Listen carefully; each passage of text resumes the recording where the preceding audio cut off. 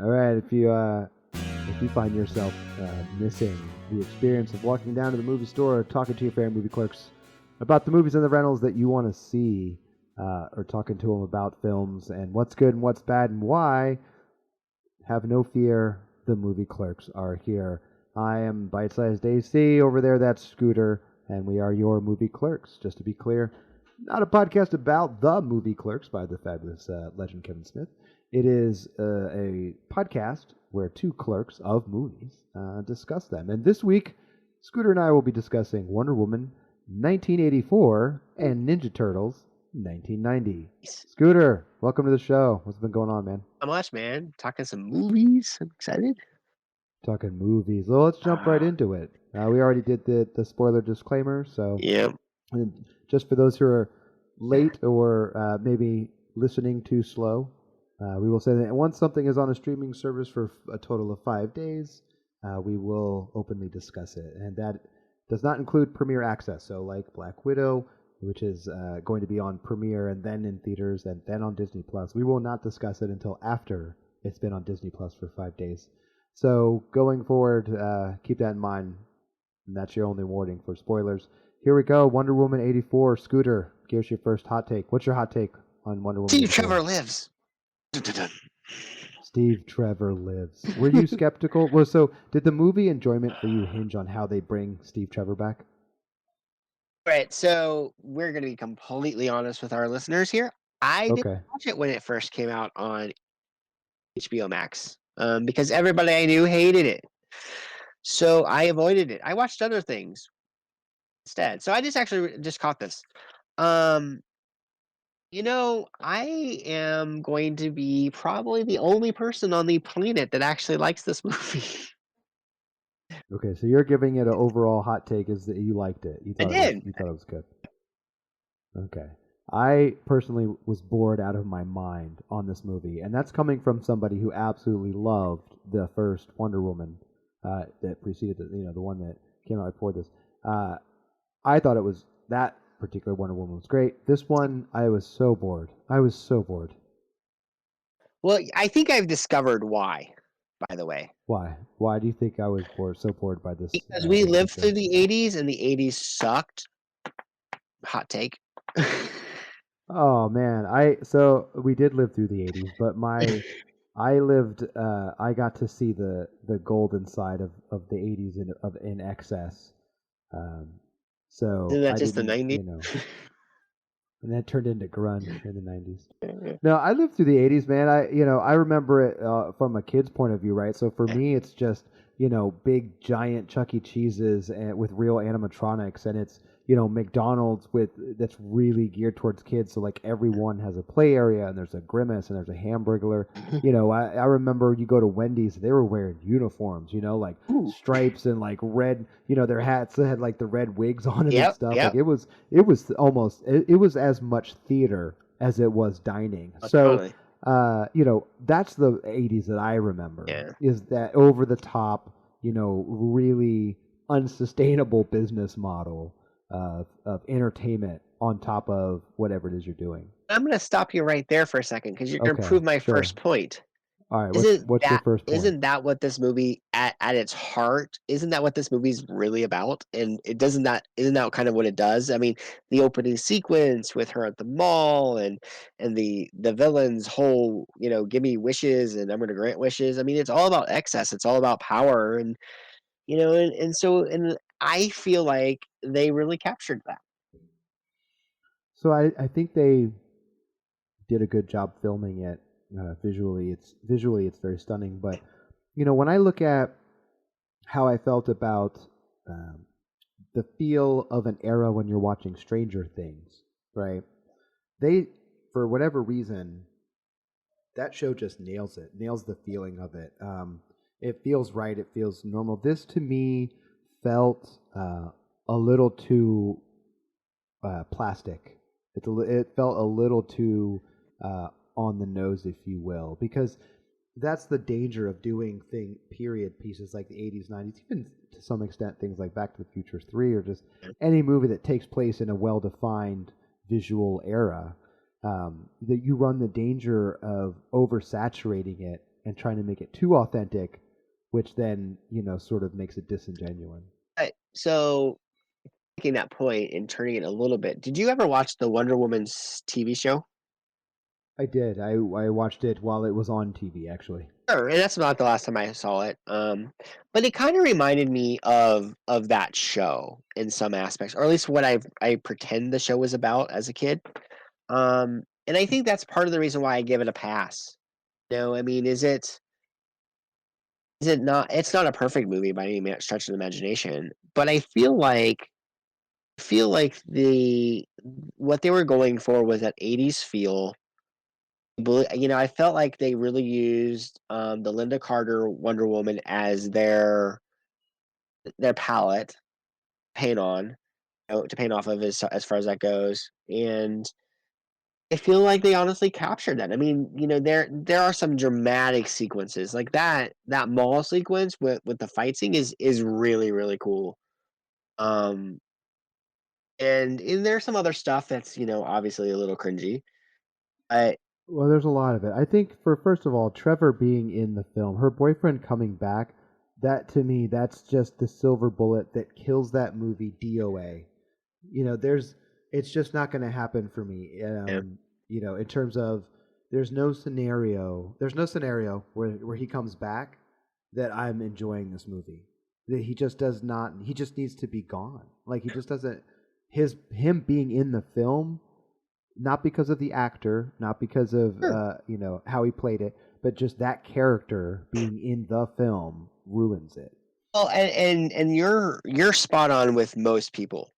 You know, and like I said, I avoided this film when it first came out because everybody was very much in your corner of it. And so, I, as we talk about more and more films and our listeners start to get a better vibe for us, one of the things I do try to do, I don't always succeed, but one of the things I always try to do is I try to watch it from what the intention of the director was.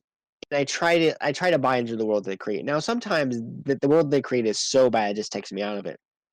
But to your point, Steve Trevor took a lot of people out of this movie because he represented, at least, and I don't know if this is your opinion, but to the people I talked to, he represented kind of a weakening of Wonder Woman in a sense, which actually happens in the movie, but a weakening of Wonder Woman in the sense that she comes from this Amazonian race, and she's obviously very female empowerment, and yet she's all like heart struck on this guy.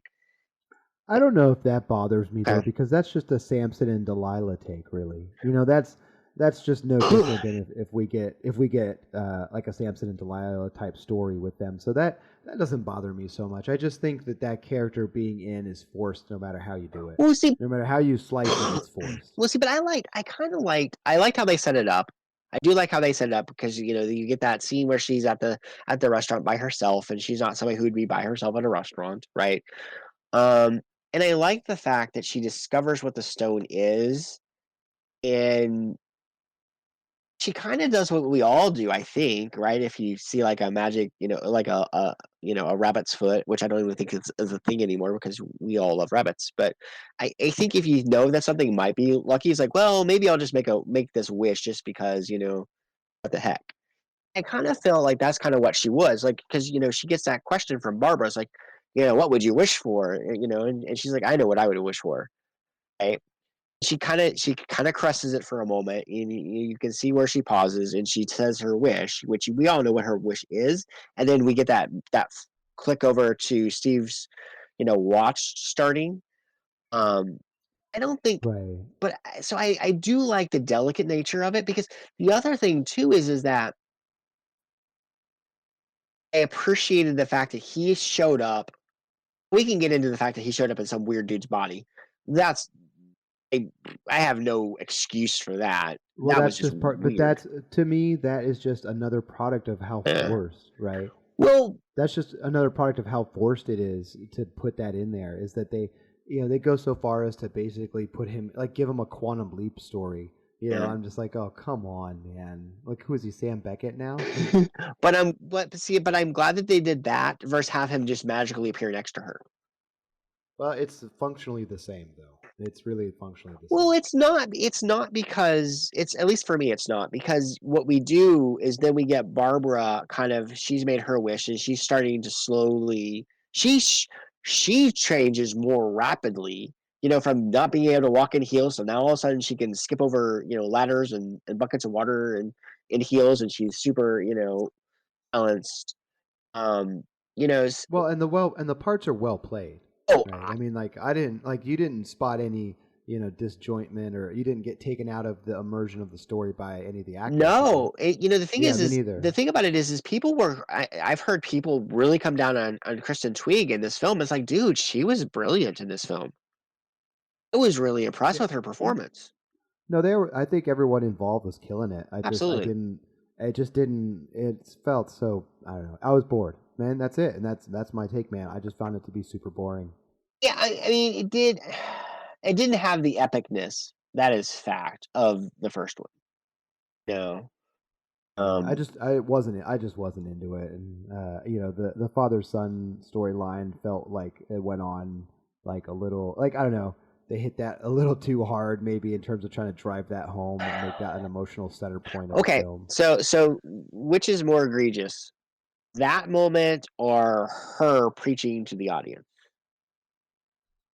It's a toss up. I think both of those moments combined to just absolutely death blow for that movie. Because that's the thing I didn't like about it. I That's the one thing I really didn't like about the one choice I didn't really like is that when she has the lasso around him and she's using essentially that broad. Now, if you're going to break the fourth wall, I guess that's the way you do it I mean, I guess. within the context of the film without being But is she running for president or what? Like, what? I don't exactly. Well, understand. Like, that's the thing, why? right? But the point is, to your point, yeah, I didn't necessarily like, I didn't like that preachiness of it, right? Didn't I don't know how you get. I don't know what you do once you set up that environment to get out of it. I didn't particularly Yeah. like that, and Right. you're 100% right. There were no stakes really, even like when Right. even when she's losing her power, right? But Because Steve's it's not going to there. stick that way, right? But it's not Right. going to stay that way, and Yeah, absolutely. it's a kryptonite problem, and DC has this problem a lot, where they have a hard time making their characters both vulnerable and having weaknesses that don't seem like silver bullets, right? Like, so you have kryptonite for Superman, Yeah. right? And this is they sort of like manufactured a sort of kryptonite for Wonder Her. Woman, Yeah. and it just is not. It just doesn't read. It doesn't play. And Just I hated that she learned how to Superman fly. it doesn't bother me so much because I don't mind them sort of retconning in, because again, when you're looking at Marvel, DC again. So just for those who haven't maybe listened before, we do acknowledge the comic book universe, which I've read more than Scooter has, but we try to talk about things in the context of their cinema runs. So while we will acknowledge some things from the comic books, right, we don't judge things on how close or how far they are from their original story content. Don't care about your canon. Yeah, so they don't. We don't care. We just want to. We talk about the cinematic universes of the respective characters and IPs. But I think that even if you look at overall as a whole, big picture, the comic books of DC's have had this problem, in their storytelling before, versus where Marvel sort of saw that before they got to do a lot of their work, and you can see that they avoided that by giving their heroes the deeper problems and more real problems, instead of their biggest problem is somebody has a green rock, that they have to. Yeah. This one guy, I would be so good if this one guy didn't have a green rock. Allergic to the planet I come from. Ah. Yeah, I'm allergic to the planet that I come from. The I have really bad irony. allergies. Oh my gosh. Like, I'm allergic to bees. That'd be like me going to Krypton and I'm saving like the planet, and then their Lex Luthor is just like, but I have bees. They're like, no, my weakness. Like, Yeah. Yeah. what? Oh my god, bees! I'm No, covered in not bees. the bees. Why did it have to So be that's bees?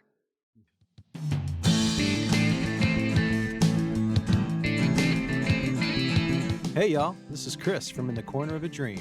You're listening to yet another quality podcast from the Hyperreal Media Group. You can search for In the Corner of a Dream on any streaming platform, on iTunes, Amazon, or just go to inthecornerofadream.com. Indie rock from New Orleans. Lives and time will change. It happens every day. Hey, cool guys, just want to take a minute here and tell you about Hyperreal Media Group, HMGLLC.SHOP. It's the best place to go to get art from around the adjacent universe. You want a cool shower curtain? You want your shower curtain to have a cat face on it? I got your shower curtain with a cat face on it. HMGLLC.SHOP. Do you want a lamp that's in the shape of a box that you can hang that has a cat face on it? I've got a lamp in the shape of a box with a cat face on it that you can have.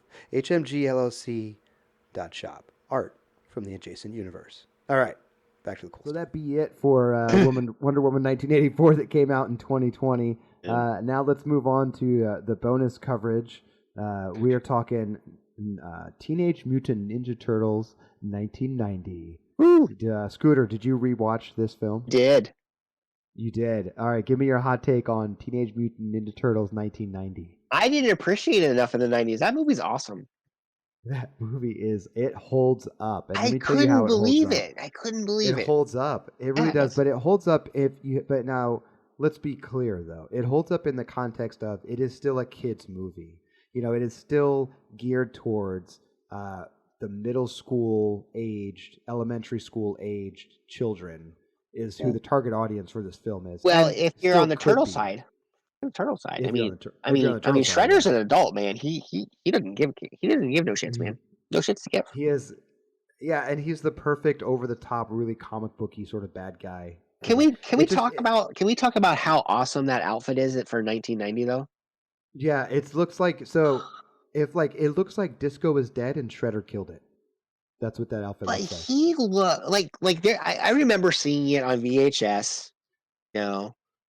When we ordered our pizza back in the day, you know, we opted for the extra $3 for the movie too. No free endorsements. I'm gonna have to bleep that out now because we can't give Pizza Hut the free endorsement. Why not? Because they're listening. They're totally listening. You know what? I would like a pizza, so just bring it over, or we should send it to Travis. See, there's your crossover. We should send it. Yeah, we should. Yeah, there's the crossover episode where we just send pizzas to Travis. I'm sure he would appreciate that. So let's go back then. Let's go back. Right, cut. Rewind. All right, go. Right. So I remember watching on VHS, right? And I remember how scary Shredder was. You know, because it's all real. It's all real there when they're pulling his cape off his little shredded pads. And you know what? His 1980s shoulder pads. Yeah, with shredder with the cheese graters on them. But you know what? That scene, even today, a 90s, pre-90s quality print, still is really, really impressive. The only thing that looks really cheesy in that film are those axes that they're cutting through the floor of April's apartment into the thrift shop below. You can tell that they're not real axes. Well, right, and in that scene in particular, there's a nunchuck scene where you can clearly tell that they are styrofoam nunchucks with a light plastic core, which was a popular toy of that era. So, yeah, I mean, there's some of that stuff, but to be fair, don't forget that a lot of times when we rewatch, these shows, we are watching in high def or higher definition than was available at the time, and so some of these things that were glossed over or are just not visible are now visible. So, or are more apparent than they were in the original viewings. And you're smarter, you know more about movies, and you can kind of spot some of the tricks, right? But I wanted to spot them because I know what I'm doing. I've seen a million movies. I want to see the seams on the turtle suits, and they're not there. No, there's a couple. If you know where to look, there's a couple of scenes where if you look in the joints of the knees, you can see where the suit had torn, and you can see the actor's body underneath. And stuff like but it's not egregious. No, it's definitely not. And it's one of those things that you would almost those were the old school OG Easter eggs.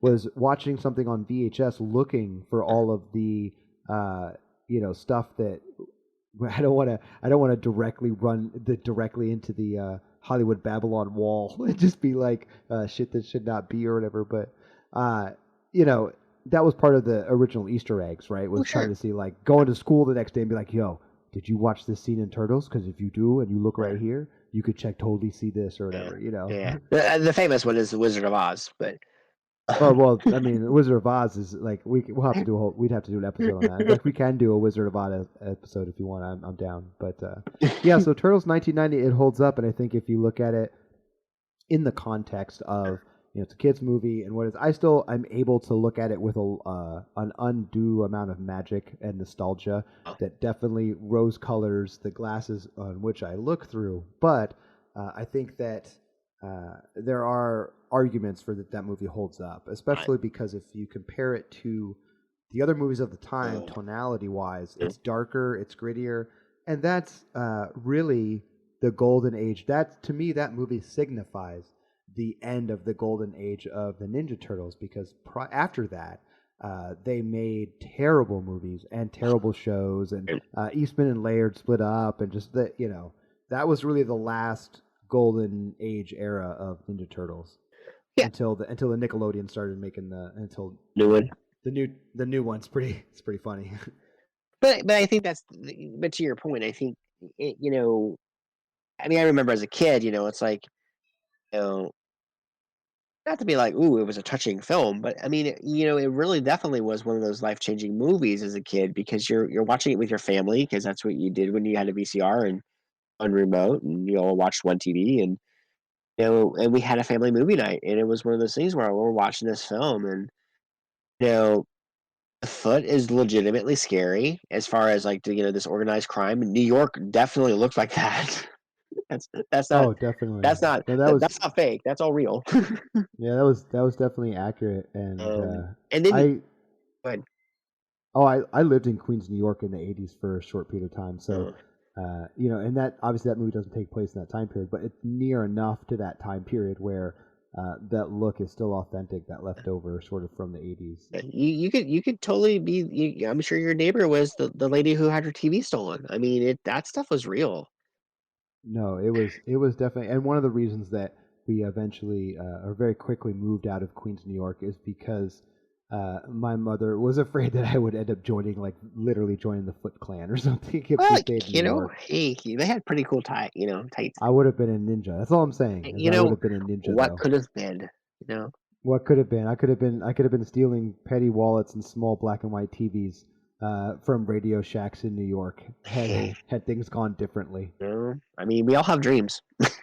Yeah, I think the only thing where that dream ends is you end up literally living in a sewer, but not as cool as the Turtles. No, and not as cool as the sequel when they lived in the underground train. The train's the best part of that movie. Somehow that happened. I don't know how that's a situation that took place, but you know, it's New York. I mean, sometimes they forget where they park their trains. Yeah, they just leave whole entire trains buried underground. You know, it happens. Hey, I mean. There are lots of movies that are like that. I mean, Bone Collector even. It could have been even the Bone Collector train. All right, so we're gonna leave Teenage Mutant Ninja Turtles 1990 as a recommend trip down nostalgia lane. Still holds up, still a fun watch. Awesome. Now it's time for our homework segment. Where, homework. I have to. I'm trying to get Scooter to watch the best movies ever made, and he in turn is trying to get me to watch what he thinks are the best movies ever made. I didn't say that. I just stuff I like. Oh, stuff you like. Oh, now we're already. He's backing down. He's backing down a notch. So for this week's segment for homework, what's my homework, Scooter? What do I got to watch? Well, now I feel like you're throwing down the gauntlet, but I am going to test you. You're testing me, okay? With a Netflix film called Space Sweepers. Space Sweepers. Yep. Space Sweepers. It's a Korean film. Okay. Yeah, I'm down. I'll watch it. I will discuss it. I will watch Space Sweepers, and we will discuss on next episode. And my homework for you is a movie in black and white, starring Johnny Depp. Boy. And it is called Dead Man. Dead Man. All right. It is on HBO Plus right now. All right. Or HBO Max or whatever it is. All right. It's called Dead Man. You will have to watch this, and then we'll discuss next episode, where we will discuss the movies that we had for homework. and give out new homework assignments. If you want to join in on the conversation, join us on our Discord or hit us up on our Twitter. Scooter, where can they find you on the Twitterverse? They can find me on Twitter at Scooter2621 and give us some homework, you know?